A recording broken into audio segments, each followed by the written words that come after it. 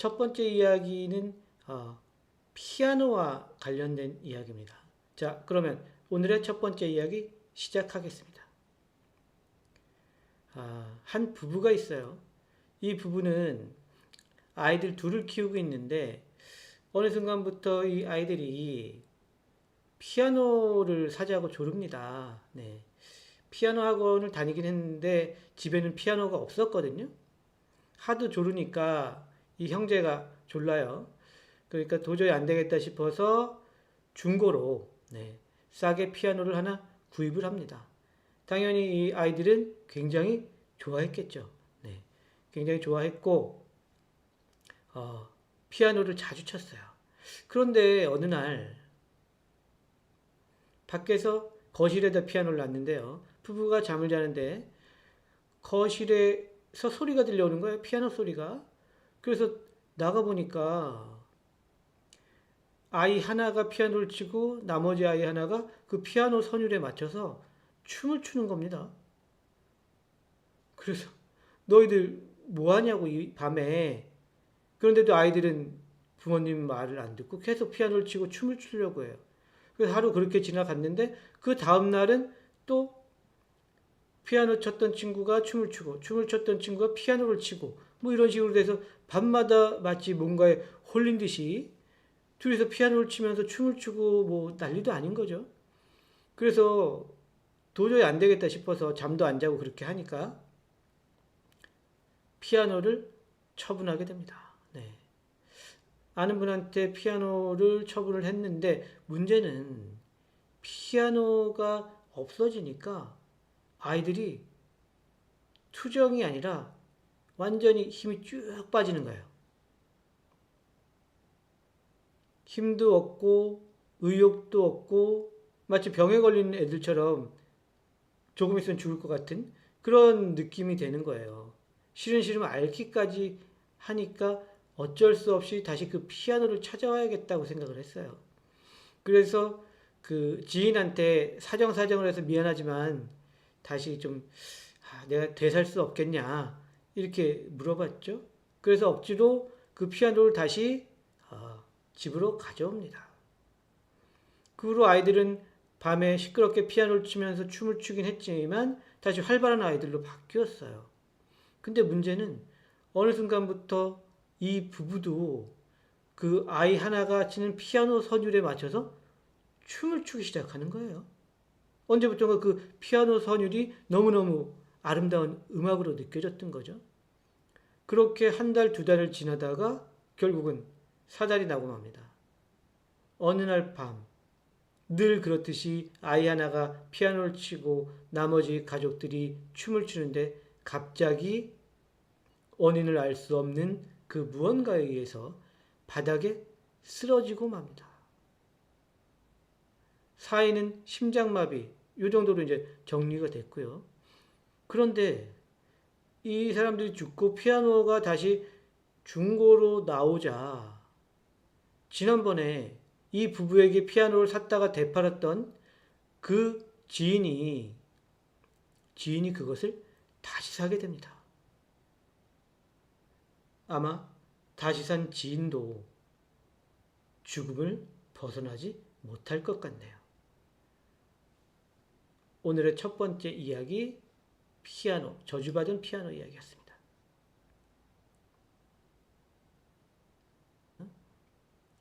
자, 오늘의 두 번째 이야기 시작하겠습니다. 저는 변두리 동네에 사는데요.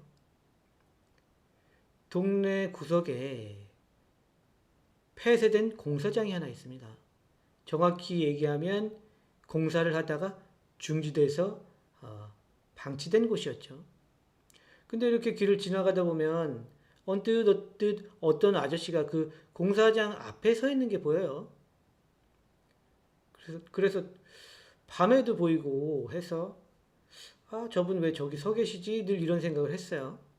근데 어느 날 밤에 또 술 한 잔을 먹고 집에 오다 보니까 그 아저씨가 저처럼 술 먹었는지 그 공사장 앞에서 이렇게 수신호를 하고 막 일을 하고 있는 듯한 그런 제스처를 보이는 겁니다.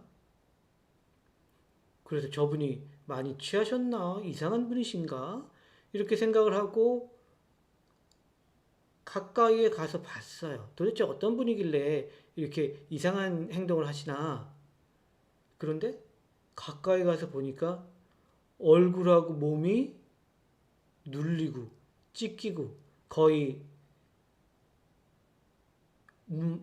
각각 잘라진 몸을 붙인 것 같은 그런 기괴한 형태였어요. 그래서 너무너무 놀라서 도망쳐 나왔죠. 도망치듯이 뛰어나왔죠. 그래서 그 후로는 너무 무서워요. 무서워서 그 길로 안 가려고 하는데 우연히 가다 보면 비슷한 모습이 있는 겁니다. 그래서 너무 무서워서 아무리 특별한 일이 있어도 그 길을 이용 안 하고 다른 길로 이렇게 돌아서 다니곤 했는데 나중에 알고 보니까 주인 아주머니가 이렇게 얘기를 하시더라고요.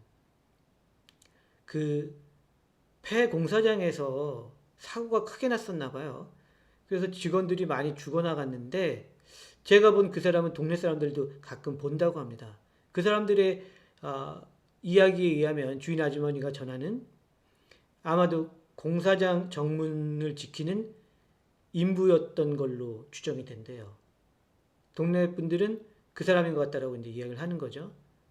근데 그분이 그 공사장에서 덤프 트럭이 들어가는데 거기 잘못 서 계셔서 거기에 치여서 이제 돌아가셨다는 거예요. 네. 그래서 그 후로 계속 그 장소에 나타나서 수신호를 하는 그런 제스처를 취한다고 합니다. 지금은 뭐 다른 동네로 이사를 해서 아직도 그 돌아가신 인부 아저씨가 거기서 수신호를 하면서 계속 그러고 있는지는 모르겠습니다. 오늘의 두 번째 이야기, 폐공사장 이야기였습니다.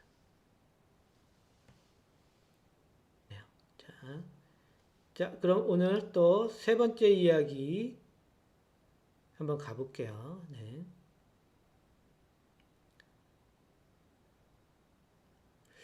저는 얼마 전에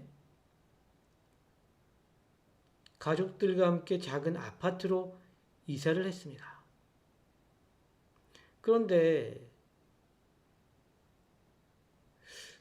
자꾸 꿈을 꾸게 되는 거예요. 자꾸 꿈을 꾸는데 한 여자가 나타나요, 꿈에. 며칠을 여자가 나타났더니 또 다른 며칠은 남자가 나타나는데 왠지 연관이 있어 보이기도 하고 굉장히 무시무시한 그 느낌이죠.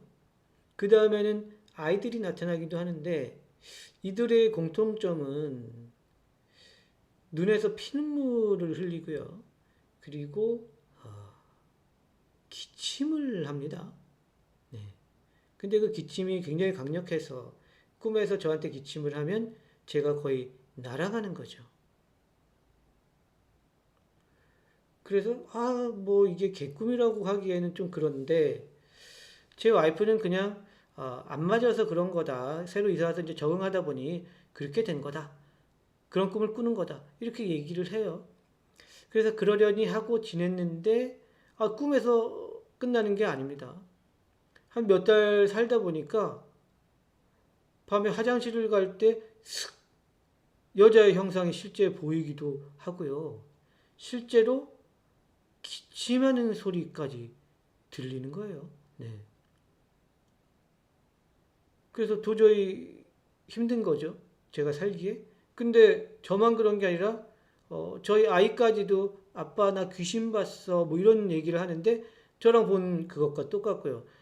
굉장히 부정적이었던 와이프조차도 그 귀신을 보게 된 겁니다. 밤마다 너무 무서웠죠. 무서워서 더 이상 이 집에서는 살 수 없겠다. 이런 판단에 이르게 됩니다. 그래서 결국 집을 내놓고 부동산에 가서 알아보니 원래는 이 부동산 직원들이 얘기를 해줬어야 되는데 얘기를 안 해준 거죠. 네. 굉장히 불쾌했지만 어쨌든 캐 물으니까 아, 부동산 업자가 사실 그 아파트에서 당신이 살던 그 아파트에서 일가족 3명이 굉장히 안 좋은 선택을 했었다. 제 예상에는 아마도 몸에 굉장히 안 좋은 뭔가를 들이마시지 않았나. 의도적으로. 그래서 그 3분이 하늘로 가셔야 되는데 네, 아무래도 한이 많이 남았나 봐요. 그래서 계속 그 집을 못 떠나고 있었던 걸로 저는 생각했습니다. 그 후로 그 방에 그 아파트에 나타나는 귀신들은 어떻게 됐는지는 모르겠어요. 어쨌든 제 뒤로 어떤 분이 그 아파트로 들어가셨겠죠. 오늘의 3번째 이야기, 기묘한 이야기였습니다.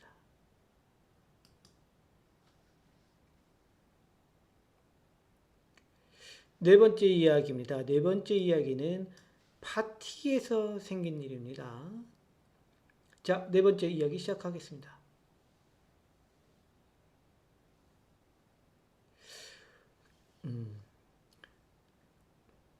주연이라는 한 여성이 있습니다. 이 여성은 우연히 인터넷에서 이벤트성으로 하는 초대장을 받았어요. 그 초대장은 다름 아닌 파티 초대장이었는데요. 네, 드물게 가면 무도회 형식의 파티였습니다. 네, 그래서 너무너무 한번 참여하고 싶어서 가면을 준비해서 그 파티에 참석을 했죠. 여러 사람들과 이야기를 나누고 마실 것도 마시고 이러면서 파티를 즐기는데 유독 사자탈을 쓴 한 남자와 말이 굉장히 잘 통하는 겁니다. 그래서 그 남자와 파티 내내 이야기를 나눴죠. 그리고 파티에서 나오면서 가면도 벗었는데 얼굴도 괜찮았어요. 네. 너무너무 마음에 들었던 거죠. 남자도 마찬가지였던 것 같아요. 그래서 남자랑 썸을 타기 시작한 거죠. 데이트 한 2번 정도 하고 남자가 집에 초대를 합니다. 저녁을 먹자고. 그래서 흔쾌히 허락을 하고 남자의 집에 가게 됐죠. 그런데 저녁을 먹으려고 막 하는데 어디인지는 모르겠지만 또 다른 남자의 목소리가 들려오는 겁니다. 잘 들리지는 않는데 웅성웅성 뭐 이런 소리가 들리는 거예요. 그래서 귀를 기울여서 이렇게 들어보니까 굉장히 음산한 목소리로 괜찮네, 얼굴도 예쁘고 역시 괜찮아, 다시 봐도 괜찮아, 뭐 이런 식으로 이야기를 하는 거예요. 분명히 남자친구, 아니 썸을 타는 그 친구는 앞에 앉아서 밥을 먹고 있는데 그런 소리가 들리는 거예요. 그래서 덜컥 겁이 났죠. 파티에서 한 번, 그 후로 짧은 데이트 2번. 내가 이상한 사람한테 지금 뭔가 함정에 빠진 건가? 이런 생각을 하게 된 겁니다. 너무너무 안절부절 못하고 무서워지는 거였어요. 그래서 서둘러 일어나서 가려고 하자 당연히 썸 타는 친구가 왜 그러냐고 묻죠. 그래서 아무것도 아니라고 막 가려고 하니까 그 썸 타는 친구가 물어봅니다. 너 혹시 어떤 목소리 들었어? 라고 묻는 겁니다. 그래서 맞다고 이렇게 이야기하니까 그제서야 이 썸 타는 남자가 이야기를 합니다. 사실 자신 옆에는 오래전에 죽은 형이 계속 곁에 머물고 있었는데 그 이유는 부모님이 일찍 돌아가셔서 둘이서 의지를 하고 살았는데 형까지 죽게 되자 이 썸 타는 남자는 외톨이가 됐다고 해요. 근데 그거를 죽은 형이 눈치챘는지 어땠는지 모르겠지만 계속 영혼이 떠나지 않고 머물러 있었다고 합니다. 믿을 수 없는 이야기였죠. 네.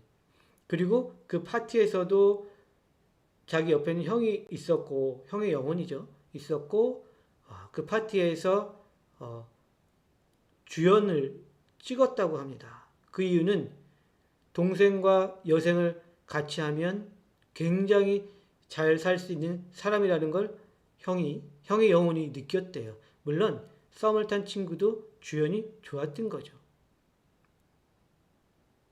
그리고 형은 뭐라고 이야기를 했냐면 그렇게 해서 네가 짝이 생기면 내가 안심하고 하늘로 올라갈 수 있다. 라고 이렇게 얘기를 했다고 합니다. 그 얘기를 들은 주연은 믿기 힘들기도 했지만 믿고 싶기도 했다고 해요. 그래서 그 후로 계속 데이트를 했는데 결국 썸 타는 남자는 이상한 사람은 아니었던 거예요. 정말 그 옆에 영혼이 있구나라고 생각을 했답니다. 네. 아마도 지금쯤은 결혼을 해서 그 썸 타는 남자의 형은 하늘로 올라갔겠죠. 오늘의 네 번째 이야기였습니다. 오늘의 다섯 번째 이야기입니다. 다섯 번째 이야기는 한 거지와 관련된 이야기입니다. 네. 자, 다섯 번째 이야기 시작하겠습니다. 건설업체에 다니는 정우라는 분은 조금 정이 좀 있으신 분인데요. 하루는 길을 가는데 노숙인 또는 거린으로 보이는 분이 다가와서 나 밥 사주면 점 좀 봐줄게 이렇게 이야기를 하는 겁니다. 그래서 태도는 좀 마음에 안 들었지만 배가 워낙에 고파 보여서 근처로 데리고 가서 해장국을 사드렸어요. 그랬더니 이 거린이 해장국을 깨끗이 비우고 진짜 점을 봐주는 거예요. 당연히 믿지도 않았겠죠. 네. 근데 이렇게 이야기를 하는 겁니다. 뭐라고 이야기를 하냐면 정우한테 내일이나 모레에 당신 다리가 날아갈 수도 있으니까 집에 그냥 있으라고. 딱 이렇게 얘기하고 나가버리는 거예요. 굉장히 불쾌했죠. 마치 밥을 사주고 뺨을 맞는 느낌이었어요. 네. 그래서 정우는 당연히 그 거린의 말을 듣지 않았죠. 네. 듣지 않았고 이틀 후에 회사에 갔다가 일이 있어서 공사 현장에 체크를 하러 나갑니다. 그런데 놀랍게도 공사 현장에서 철근 같은 게 날아와서 다리에 빡 하고 부딪히는 겁니다. 그런데 다행히도 크게 다치지는 않았어요. 왜냐하면 정우가 왠지 찜찜해서 정강이 쪽에 보호대를 하고 무릎 보호대까지 하고 그 공사 현장에 갔었기 때문이죠. 결국 그 거지의 점 또는 예언은 맞았던 거죠. 그래서 다시 그 거지분을 찾아갔지만 흔적도 없었고요. 그 후로도 그 거지를 볼 수 없었답니다. 오늘의 다섯 번째 이야기, 기묘한 이야기였습니다.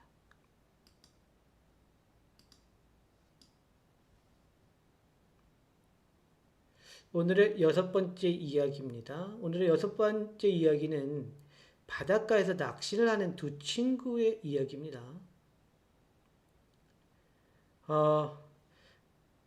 제가 오래전에 친구와 바다 낚시를 하러 갔다가 겪은 일입니다.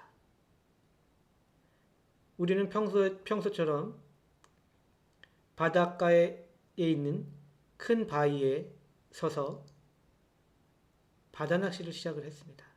그날따라 파도도 많이 치고 하는데 친구가 굉장히 잘 되는 거예요, 낚시가. 저는 한 마리도 못 잡고 그래서 친구한테 이야기를 해서 자리 좀 바꾸자 해서 자리를 바꿔서 해도 마찬가지예요. 신들린 듯이 친구는 계속 낚습니다. 저는 좀 짜증이 나기도 하고 그래서 좀 숨 좀 돌릴 겸 해서 그 장소에서 빠져나와서 구멍가게 같은 데 가서 음료수하고 빵 같은 걸 사가지고 이제 돌아왔어요.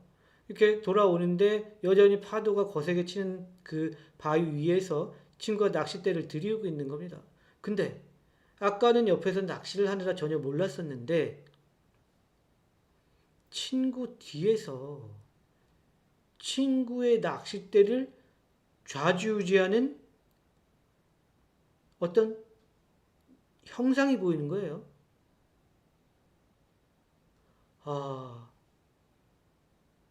반듯하게 보이는 형상은 아닌데 제 느낌으로는 만약에 귀신이 있다면 저런 형상일 거다.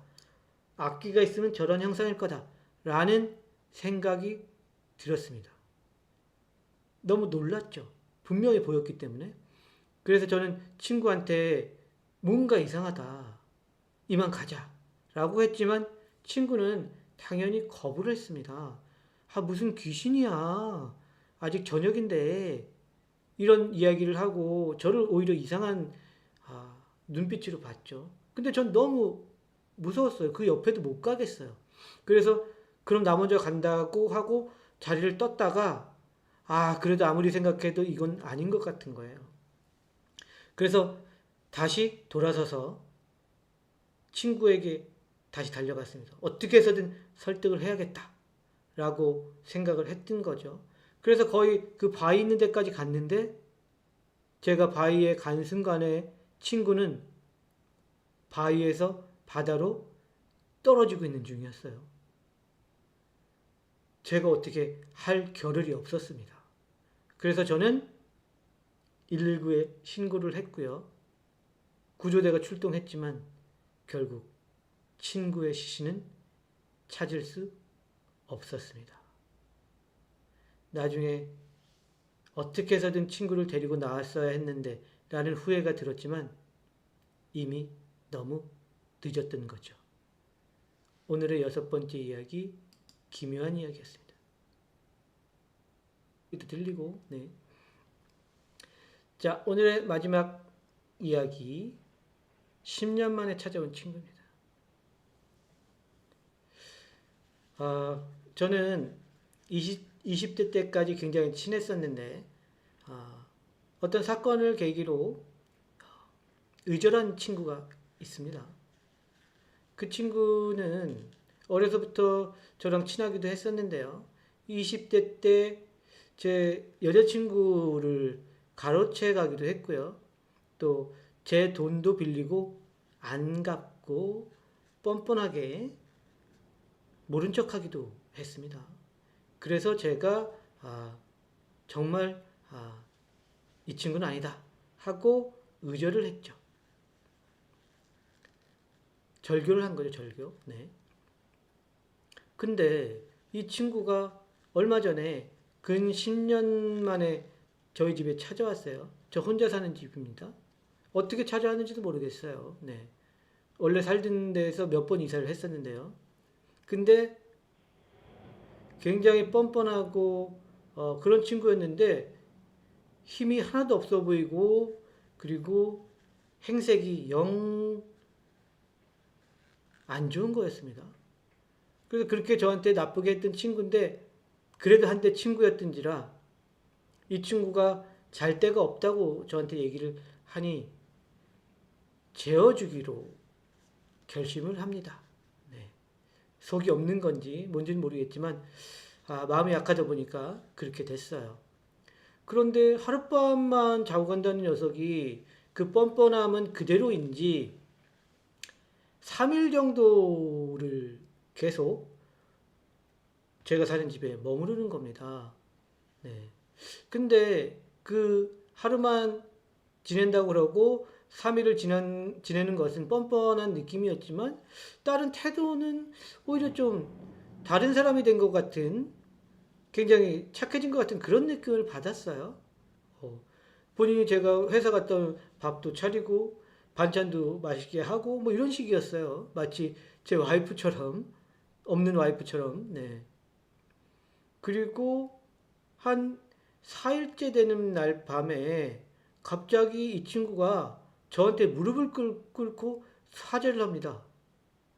그땐 자기가 정말 어렸었고 잘못했다. 정말 용서해달라. 뭐 이런 식으로 이야기를 하는 거예요.